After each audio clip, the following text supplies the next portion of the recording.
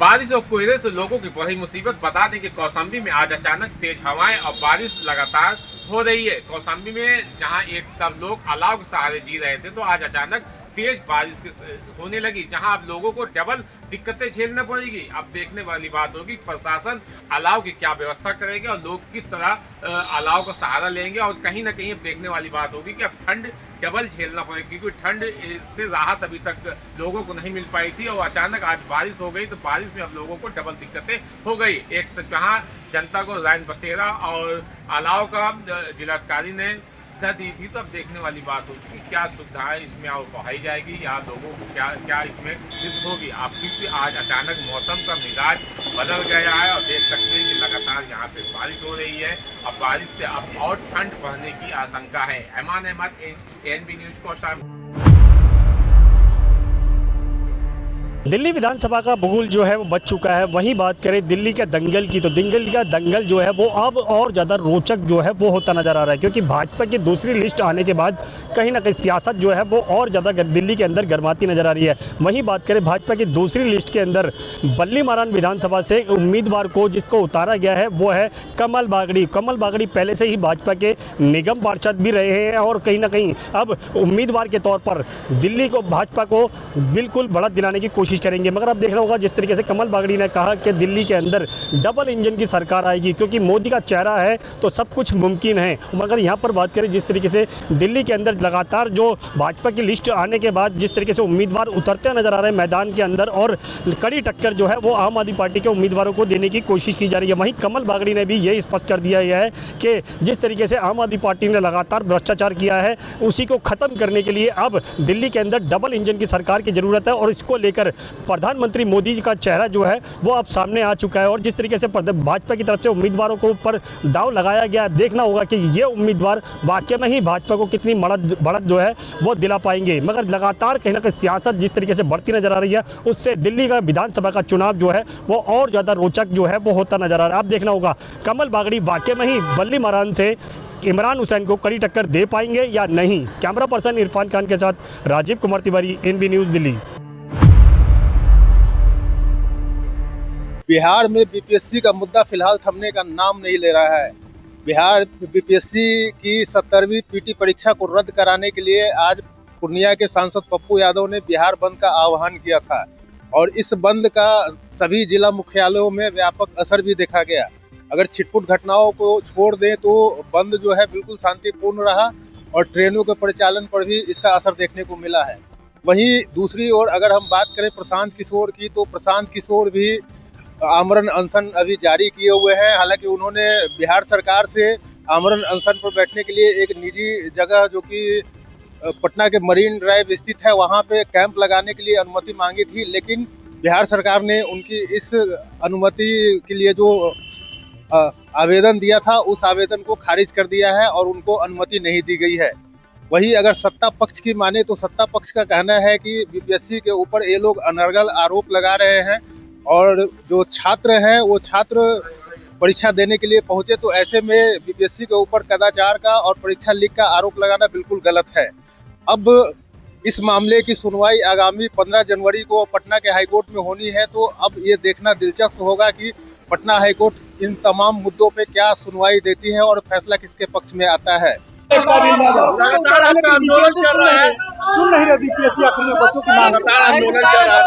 Sir Bihar बंद है, बिहार की जनता, बिहार बंद है। बिहार की जनता ने सपोर्ट किया है, दुकानदार भाइयों ने सपोर्ट किया है, और हम लोग सबके सहयोग से बिहार बंद किए। क्या सदन नहीं, अगला कदम क्या होगा सर? लोकसभा का सदन नहीं चलने देंगे 31 मार्च के बाद, और हाईकोर्ट में हम लोग इंटरवेनर बने हैं, सुप्रीम कोर्ट भी जाएंगे। विपक्षी पार्टियों का समर्थन आपने मांगा था, सबका समर्थन है। एआईएमएम समर्थन किया, चंद्रशेखर रावत जी समर्थन किए, सबका समर्थन। विधानसभा भी चलेगा, अगला कदम निश्चित रूप से विपक्ष को चाहिए कि विधानसभा ना चले, लड़े। सहयोगी अविनाश के साथ Surjit Kumar, ANB news, Patna. Chinese मांझे से शाहजहानपुर में एक सिपाही की मौत हो गई। मौत होने के बाद में उसी को बात को लेकर के लखीमपुर जिले की पुलिस अल्टर हो गई, जो कि हर जगह कई दुकानों में दबिश छापा मारा है। छापा मारने के बाद में, और सदर तहसील भी साथ में थे, छापा मारने के बाद में कि वहाँ पे जो है चाइनीज माजा भी बरामद, 2 दुकानों से माजा बरामद किया है। बरामद करने के बाद उसको जब्त कर लिया गया है और पूरे ज़िले में पुलिस का अल्टर जारी है, जो कि पूरे ज़िले में छापेमारी की जा रही है और हर पतंग की दुकानों पे छापेमारी की जा रही है। जहां माजा मिलता है वहां माजा को पुलिस के द्वारा जब्त कर लिया जाता है। एनबी न्यूज़ के लिए मासूक अली, लखीमपुर। राजनीति में महत्वाकांक्षाएं इंसान को कहां से कहां तक ले जाती है, इसका ताजा उदाहरण मथुरादास जोशी है। यहाँ कांग्रेस के वरिष्ठ नेताओं में शुमार मथुरादास जोशी अब कांग्रेस का दामन छोड़ बीजेपी में शामिल हो चुके हैं।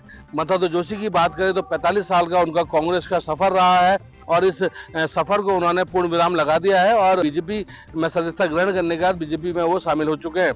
मथुरादास जोशी हल्द्वानी पहुंचते हैं और हल्द्वानी के बीजेपी कार्यालय में उनके द्वारा एक प्रेस का आयोजन किया जाता है, जिसमें वो तमाम सवाल कांग्रेस पे दागते हैं और जब पत्रकारों के द्वारा उन सवालों का जवाब उनसे लिया जाता है, मथुरादास जोशी के द्वारा ये कहा गया कि यहाँ पर जो कांग्रेस है हल्द्वानी में जो प्रत्याशी उनके लड़ रहे हैं, तो यहाँ पर सपा का समर्थन उनकी तरफ से लिया गया है, क्योंकि सपा के प्रत्याशी ने अपना नामांकन वापस ले लिया था। उसके बाद से लगातार इस बात को मोहरा बना करके लगातार कांग्रेस के विपक्ष में माहौल बनाया जा रहा है। और वहीं जब उनसे ये कहा गया कि अगर सपा इतना ही उनके सामने गुनहगार है, तो यहाँ पर जब राज्य आंदोलन हुआ था उत्तराखंड का, तो उसमें मुजफ्फरनगर गोलीकांड हुआ था, जिसका बीजेपी ने सीधा सीधा आरोप सपा पर लगाया था। और वहीं यहाँ पर जो योगी आदित्यनाथ हैं यूपी के मुख्यमंत्री, उनकी तरफ से सपा सुप्रीमो को मुलायम सिंह यादव को पद्म विभूषण सम्मान क्यों दिया गया? अगर वो वाकई में गोलीकांड के आरोपी थे, गोलीकांड उनकी वजह से हुआ था, तो उनको पद्म विभूषण के अवार्ड से क्यों नवाजा गया? तो ये कहीं ना कहीं राजनीति दर्शाती है।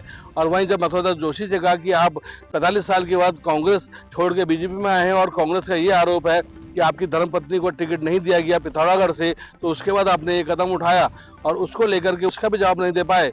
और वहीं जब मथुरादास जोशी ने कांग्रेस पे ये आरोप लगाया कि कांग्रेस ने सदैव भूमाफियाओं को और शराब माफियाओं को संरक्षण दिया है, इन दोनों ही माफियाओं के का सरदार कांग्रेस रही है, तो उनसे जब कहा गया कि आपने पार्टी में रहते इस मुद्दे को क्यों नहीं उठाया, तब आप सरकार के पक्ष में क्यों रहे, तो इसका भी वो जवाब नहीं दे पाए। और इन सवालों में जब घिरते हुए मथुरादास जोशी नजर आए, तो बीजेपी के द्वारा यहाँ पत्रकारों को कांग्रेस का प्रवक्ता तक करार दे दिया गया।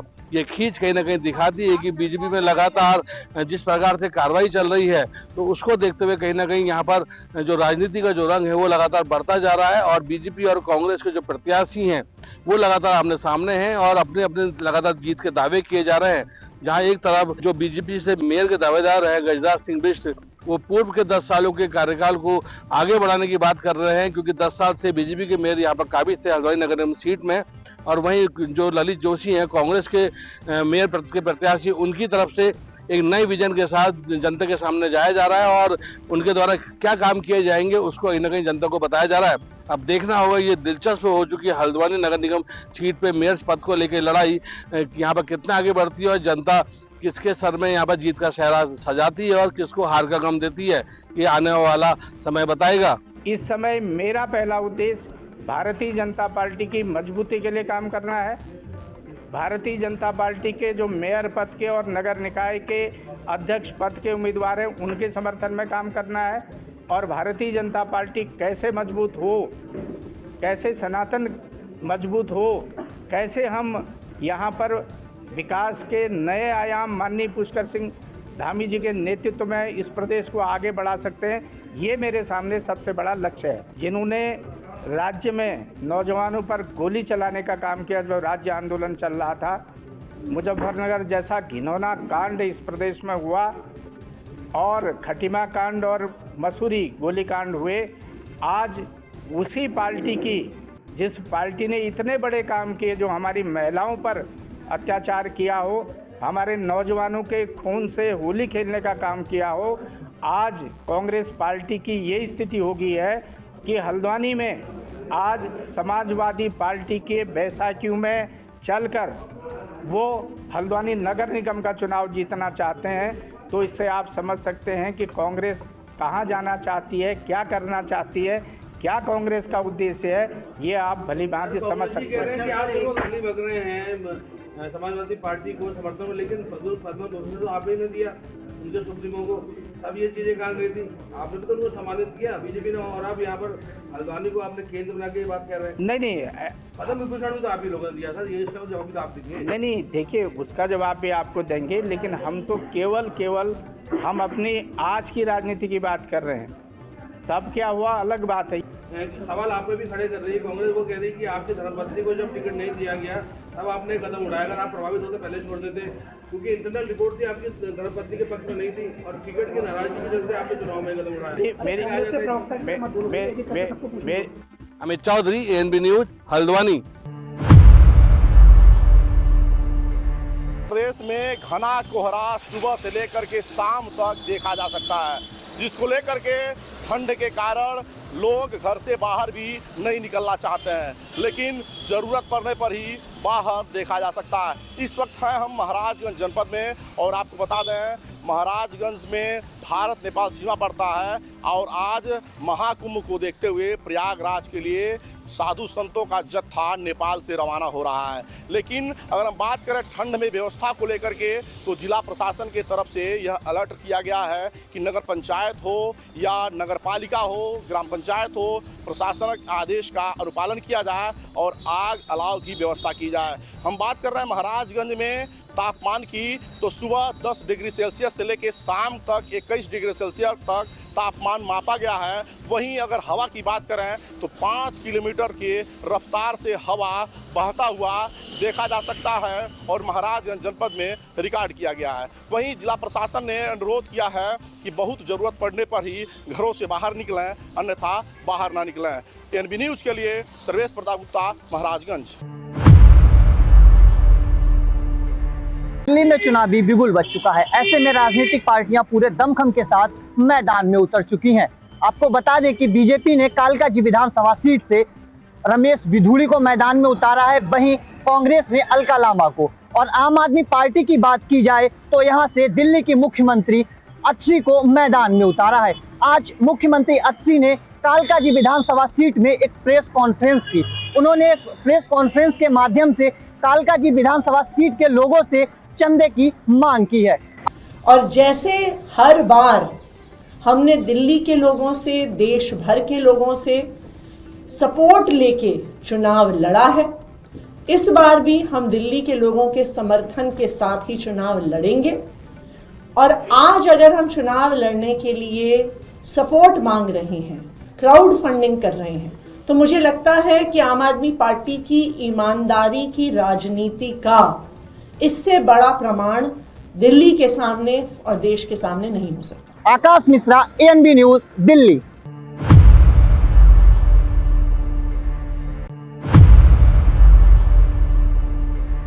यूपी के जनपद महाराजगंज में बीती रात गोलियों की तड़तड़ाहट सुनाई दी।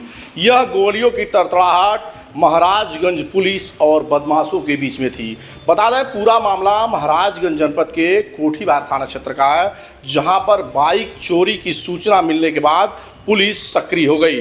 पुलिस मुखबिर की सूचना पर घेराबंदी कर उस आरोपी के पकड़ने के लिए जुट गई। वहीं मुखबिर के सूचना के बाद आरोपी की जैसे ही घेराबंदी की गई, आरोपी जितेंद्र सहानी जो गैर जनपदीय चोर है उसके द्वारा फायरिंग करने जाने लगा, जिसके बाद से कोठीबार पुलिस ने जवाबी कार्रवाई की, जिसके बाद आरोपी के पैर में गोली लगी और आरोपी गिरफ्तार किया जा चुका है। महाराजगंज जनपद के लिए बाइक चोरी का मामला जैसे सिरदर्द बना हुआ है। यह आरोपी बीते 2024 में सितंबर माह में ठूठीबारी थाना क्षेत्र से 5 बाइक चोरी के साथ पकड़ा गया था, जिसको गिरफ्तार करके महाराजगंज जिला जेल में भेज दिया गया था। लेकिन यह बीते कुछ महीने पहले जिला जेल से जमानत पे बाहर आया था और यह पुलिस के मुताबिक पहले की तरह चोरी के मामले में फिर से सक्रिय हो गया था, जिसके बाद से महाराजगंज पुलिस के लिए सरदर्द बन चुका था। उसके बाद से इसके पीछे मुखबिर लगाया गया, जिसके बाद से पता चला कि यह फिर से चोरी के फिराक में महाराजगंज जनपद में सक्रिय हुआ है। बीती रात पुलिस और बदमाश के मुठभेड़ में इसको पकड़ा गया है, जिसके बाद से महाराजगंज पुलिस ने गिरफ्तार करते हुए मुकदमा दर्ज कर जिला जेल भेज दिया गया। ANB न्यूज के लिए सर्वेश प्रताप गुप्ता, महाराजगंज। मथुरा के डीआईजी शैलेश कुमार पांडे लगातार अपराधियों पर लगाम लगाते नजर आ रहे हैं। हम आपको बता दें, लूट की घटना को अंजाम देने वाले 2 बदमाशों से पुलिस की मुठभेड़ हो गई। मुठभेड़ के दौरान दोनों बदमाशों के पैरों में गोली लगी है। घायल दोनों बदमाशों को अस्पताल में भर्ती कराया है। सातिर बदमाश पिंकल और विशाल बुलंदशहर के रहने वाले हैं। वहीं एक और बदमाश अभी पुलिस की पकड़ से दूर है। पकड़े गए बदमाशों के कब्जे से 7,000 रुपये, 2 तमंचा कारतूस, 1 मोटरसाइकिल बरामद की है। हम आपको बता दें, इन बदमाशों ने कल शाम लक्ष्मी ज्वेलर्स की दुकान में लूट की घटना को अंजाम दिया था। कल से ही थाना यमुना पार पुलिस और स्वास्थ्य टीम इन पर नज़र बनाई हुई है। राया मथुरा रोड दीवाना कला फाटक के पास बदमाशों से मुठभेड़ हो गई। मुठभेड़ के दौरान दोनों बदमाशों को गिरफ्तार कर लिया गया। आगे अब देखना होगा क्या कुछ सामने जांच में आता है। मथुरा से संवाददाता वेद प्रकाश सारस्वत, ANB न्यूज। कुंभ का मेला हिंदू धर्म के लिए महापर्व है। आपको बता दें, प्रयागराज चल रहे मेले में, कुंभ के मेले में धार्मिक हिंदू के लोगों के लिए वहां जाकर मुक्ति प्राप्त करने जैसा कुंभ का मेला लगातार हर वर्ष की भांति इस बार नए तरीके से भव्य समारोह किया जा रहा है। जहां पर जिस तरह देखा जाए तो वहां पर भव्य ही भव्य सुंदरता देखने को मिल रही है। आपको बता दें, देश के प्रत्येक हर कोने के लोग वहां पहुंच रहे हैं। हिंदू धर्म के लोग लगातार उस मेले में देश के कोने कोने के संत महात्मा वहां मुक्ति पाने के लिए पहुंच रहे हैं। जिस तरह से वहीं अगर कानपुर की बात की जाए तो अवधेश द्विवेदी ने बताया कि यात्रियों के लिए जो कानपुर का स्टेशन है, रेलवे स्टेशन है, उसके लिए कानपुर में यात्रियों के लिए कड़ी सुविधा की गई है, जिसके चलते कानपुर नगर में यात्रियों के सुरक्षा के लिए कई सिक्योरिटी लगाई गई है। आरपीएफ और जीआरपीएफ की फोर्स बड़ी पैमाने पे लगभग 300-350 लोगों को रखा गया है और चेकिंग के साथ डॉग स्क्वाड भी रखी गई है, जिसके चेकिंग करते हैं और कोई किसी प्रकार की दिक्कत ना हो। ये सब देखते हुए कड़ी सुरक्षा की व्यवस्था की गई है। आपको बता दें, कानपुर से प्रयागराज के लिए 32 स्पेशल ट्रेनें चलाई जा रही हैं, जिसके चलते किसी भी यात्रियों को किसी प्रकार का कोई असुविधा ना उत्पन्न हो सके। और इस सुविधा के लिए और देखा जाए तो कानपुर नगर से भारी भीड़ होकर जो यात्री आ रहे हैं वो प्रयागराज के लिए पहुंच रहे हैं। और जिस तरह से यात्री यहाँ प्रयागराज के लिए जा रहे हैं, देखने को लगता है कि करोड़ों की संख्या में भक्त वहाँ पहुँचते हैं। और इस हर बार के साथ इस बार भी प्रयागराज का मेला बड़ा भव्य तरीके, सुंदरता के तरीके से देखने को मिलेगा। वहाँ पर साधु संत लगातार पहुँच रहे हैं। हर जहाँ से देखा जाए, कानपुर हो या कोई भी जगह हो, स्थान हो, वहाँ के लोग कुंभ के मेले में पहुंच रहे हैं। सब कोई कुंभ का स्नान करना चाहता है और वहां से मुक्ति पाना चाहता है। कानपुर नगर से वीडियो जर्नलिस्ट नवीन चंद्रा के साथ सत्यम गोस्वामी, ANB न्यूज।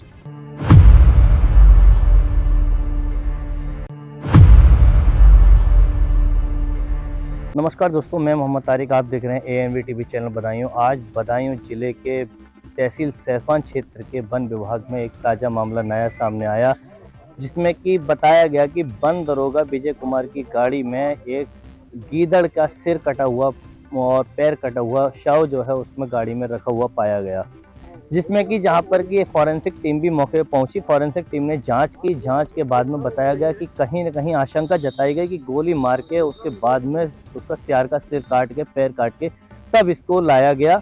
उसके बाद में यहाँ पे तमाम अधिकारी, तमाम पुलिस फोर्स यहाँ पे मौजूद रहा और जांच पड़ताल जारी रही। यहाँ पे 3 डॉक्टरों का पैनल बना करके उस सियार की जिसकी मृत्यु हुई है उसकी आज पोस्टमार्टम किया गया। पोस्टमार्टम की रिपोर्ट कल आएगी, लेकिन आज DFO से वहीं पर DFO बदायूं से बात हुई। बात होने के बाद में उन्होंने बताया कि ये कहीं ना कहीं एक संदिग्ध मामला है। वहीं पे रेंजर जो रेंज अधिकारी है सहसवान के अशोक कुमार त्यागी, उनसे भी बातचीत हुई इस मसले में, तो उन्होंने बताया गया कि यहाँ पे कहीं ना कहीं ये संदिग्ध मामला है। इसमें कहीं ना कहीं विभाग के किसी कर्मचारी के फंसाने की आशंका जताई गई, क्योंकि इसमें ये बताया जा रहा है कि यहाँ पे पिछला विवाद भी लगातार यहाँ पे जो विभाग है, विभाग के अधिकारियों में, आला अधिकारियों में लड़ाई चलती रहती है। उसको लेकर के कहीं ना कहीं यहाँ पे ये बताया गया कि उसमें शक के दायरे में ये विभाग के ही किसी विभाग के किसी अधिकारी की हो सकता है ये साजिश हो। उस साजिश के तहत ये जो संदिग्ध बताया गया कि कार में जो शव रखा है वो कहीं ना कहीं संदिग्ध व्यवस्था में फंसाने के लिए, विजय बंद दरोगा के लिए फंसाने के चांसेस से ये शव रखा गया है। लेकिन अब इसकी कहीं ना कहीं जांच चल रही है। जांच के बाद ये पता चलेगा कि आखिरकार विजय बंद दरोगा के लिए फंसाने की साजिश की गई है या क्या, इसकी क्या हकीकत सामने आती है। ये देखते रहिए पल पल की अपडेट मेरे साथ। मैं Mohammad Tariq, ANV TV channel बधाई। चाइनीज मांझे से शाहजहानपुर में एक सिपाही की मौत हो गई। मौत होने के बाद में उसी को बात को लेकर के लखीमपुर ज़िले की पुलिस अल्टर हो गई, जो कि हर जगह कई दुकानों में दबिश छापा मारा है। छापा मारने के बाद में और सदर तहसील भी साथ में थे। छापा मारने के बाद में कि वहाँ पे जो है चाइनीज मांझा भी बरामद, 2 दुकानों से मांझा बरामद किया है। बरामद करने के बाद उसको जब्त कर लिया गया है और पूरे ज़िले में पुलिस का अल्टर जारी है, जो कि पूरे ज़िले में छापेमारी की जा रही है और हर पतंग की दुकानों पे छापेमारी की जा रही है। जहां मांझा मिलता है वहां मांझा को पुलिस के द्वारा जब्त कर लिया जाता है। ANV न्यूज़ के लिए मासूक अली, लखीमपुर।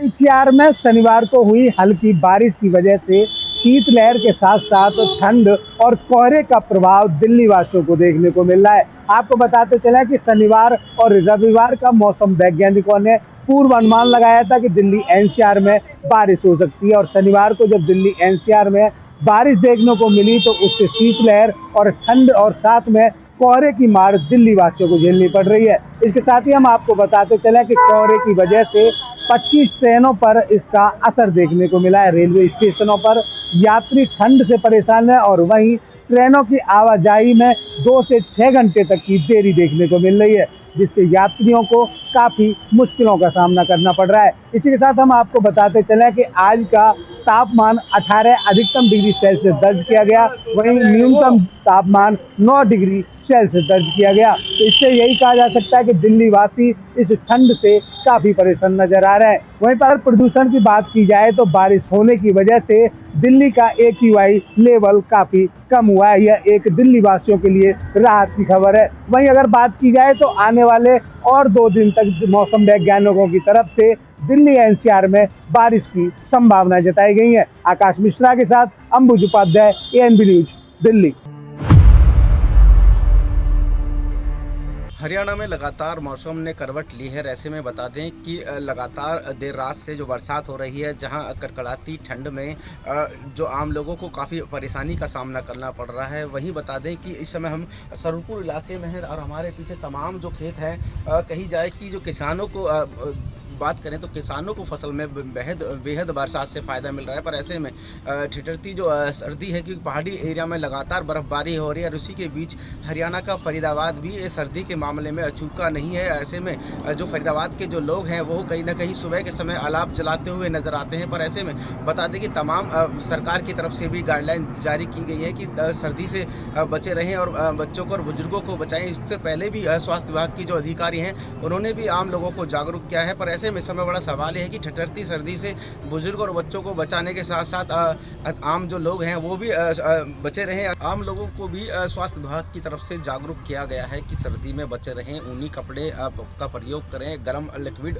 लें। और ऐसे में बता दें किसान काफ़ी खुश हैं। किसानों के चेहरे पे खुशी का जो लहर है वो देखी जा सकती है, क्योंकि ऐसे में जो गेहूँ की जो फसल होती है इन बीचों जो सर्दी के वजह से जो गेहूँ की जो पैदावारी है वो अच्छी होती है। और किसानों का साफ कहना है कि अगर सर्दी नहीं पड़ेगी तो फसल उनकी अच्छी नहीं हो पाएगी। पर ऐसे में लगातार जो बर्फबारी के बाद जो बरसात फरीदाबाद और हरियाणा में तमाम जगह जो देखी जा रही है, इससे कहीं ना कहीं लोगों के लिए मुसीबत का जो सामना वो लोग कर रहे हैं, क्योंकि आने जाने में काफ़ी परेशानियां हो रही है। अब पानी भरने से आम लोगों को जो व्हीकल हैं वो कहीं ना कहीं ख़राब हो जाते हैं। पर ऐसे में प्रशासन की तरफ से सर्दी से बचने के तो तमाम जो उपाय हैं वो आम लोगों के लिए जारी किए गए हैं। फरीदाबाद से एनवी न्यूज़ के लिए मनोज सूर्यवंशी।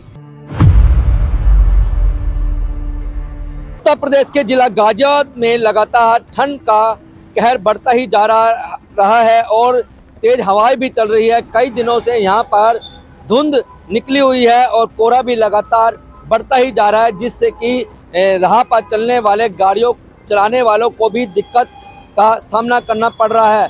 आपको बताते चले, जैसे कि उत्तर प्रदेश के मुख्यमंत्री योगी आदित्यनाथ ने सभी को निर्देश दिया है कि कहीं भी कोहरा जहां पड़ रहा है वहां पे जिलाधिकारी और जो नगर निगम के नगर आयुक्त है, डीएम है, वह गरीबों के लिए कंबल और अलाव की व्यवस्था करे।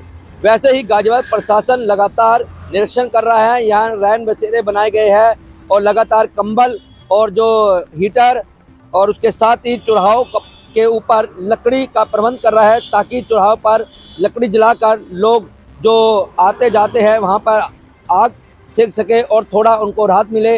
लेकिन लगातार गाजियाबाद में ठंड लगातार बढ़ रही है, जिससे कि बुजुर्ग और बच्चों को भी सर्दी लग रही है और बीमारी का कारण भी बढ़ता ही जा रहा है। उसी को देखते हुए डॉक्टर ने भी यहाँ पे अच्छे इंतजाम किए हैं और लगातार जिलाधिकारी के निर्देश है नगर पालिका नगर निगम को कहीं भी रैन बसेरों में जो ठहर रहे हैं मुसाफिर, उनको कोई भी दिक्कत परेशानी ना हो और कोई भी इंसान रोड के ऊपर ना सोया मिले और सर्दी का पूरा इंतजाम कराया जाए। उसी को लेकर लगातार जिलाधिकारी ने निर्देशन में लगातार यहाँ पर अधिकारी अपना कार्य कर रहे हैं। ठंड से बचाने के लिए हर आदमी को वह सुविधा दी जा रही है, लेकिन जो आसमान है, जो बादल है, वह लगातार गरज रहे हैं और लगातार तेज हवाओं के झोंके से हवा चल रही है। गाजियाबाद से कैमरा पर्सन रोहित के संग मैं प्रवीण अरोड़ा, एएनबी न्यूज़ गाजियाबाद। हरदोई में इन दिनों कड़ाके की ठंड पड़ रही है और ठंड से जनजीवन पूरी तरीके से अस्त व्यस्त है। आम आदमी हो या पशु पक्षी ठंड से पूरी तरीके से बेहाल हैं। कई दिनों से भयंकर कोहरा पड़ रहा है। कोहरे की वजह से हाईवे की विजिबिलिटी भी काफ़ी कम हो जाती है। कहा जा सकता है कि हाईवे की विजिबिलिटी शून्य हो जाती है, जिससे जो वाहन है वो हेडलाइट और डिपर का प्रयोग करते हुए धीमी गति से चल रहे हैं। बात अगर कर ली जाए प्रशासन की व्यवस्था की, तो नगर पंचायत हो या नगर पालिकाएं हो, सभी जगह पर अलाव जलाए जा रहे हैं, साथ ही कंबल वितरण भी किए जा रहे हैं और जो रैन बसेरे हैं वो भी स्थापित किए गए हैं। लगातार जिलाधिकारी मंगला प्रसाद सिंह भी रैन बसेरों का निरीक्षण कर रहे हैं, वहाँ की जो व्यवस्थाएं हैं उनको देख रहे हैं। हालांकि व्यवस्थाएं चाक चौबंद हैं। जनपद में कई स्थानों पर रैन बसेरे बनाए गए हैं, जिनमें जो बाहर से आने वाले यात्री हैं वो रुक सकते हैं। ये रैन बसेरे विशेषकर रोडवेज बस अड्डा और रेलवे स्टेशन के आसपास बनाए गए हैं, ताकि जो यात्री बाहर से आ रहे हैं उनको कहीं किसी प्रकार की कोई दिक्कत ना हो। तो कुल मिलाकर के हरदोई में जनजीवन अस्त व्यस्त किए हुए है। ठंड लगातार आज भी अगर मौसम की बात कर ली जाए तो आज भी बूंदाबांदी हुई है और मौसम विभाग का कहना है कि 12 और 13 यानी आज और कल बरसात हो सकती है। आसमान में इस समय भी बादल छाए हुए हैं, तेज हवाएं चल रही हैं जो बर्फीली हैं और इसकी वजह से ठंड लगातार बढ़ी हुई है। तो कुल मिलाकर के मौसम इस समय ठंड में भयंकर सर्दी है और सर्दी की वजह से लोग जहां परेशान हैं, ऐसे में जो प्रशासन है उसने भी अपनी व्यवस्थाएं कर रखी हैं। हरदोई से वीडियो जर्नलिस्ट मोहित के साथ मनोज तिवारी, एएनबी न्यूज़।